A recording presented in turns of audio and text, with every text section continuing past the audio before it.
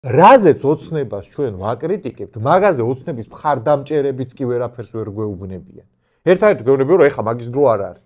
და ბიჭო, აი თყვანიც რო ვიყო, ეხლა მაგის დრო კი არა კი, აი თყვანიც რო ვიყო ოცნებასთან და არასწორად რო ვაკრიტიკებთ. ანუ ეგ იმას ნიშნავს, რომ პარტია არ უნდა დამირეგისტრირონ და რითი განსხვავდებით მაშინ თქვენ ნაცებისგან, აი ეგ ამიხსენით. ანუ მაგათაც ეგრეჯეროდათ მაშინ, რომ აი მიშა მართალი იყო, ყველა დანარჩენი ნაცების წარმოდგენაში რუსეთის აგენტი იყო, აი საშუალო სტატისტიკური ნაცი რო გაგეჩერებია მიშას დროს, ეგრე იყო, რომ მიშა ეგონა მეორე დავით აღმაშენებელი, როგორც ახლა თქვენ ლაპარაკობთ, რომ ბიძინა ცოტნე დადიანიაო, რავი, ტერმინოლოგიაც კი ძალიან დააახლოვეთ უკვე და ყველა ვინც მიშას არ აქებდა, ნაცისტვის იყო რუსეთის აგენტი და მტერი.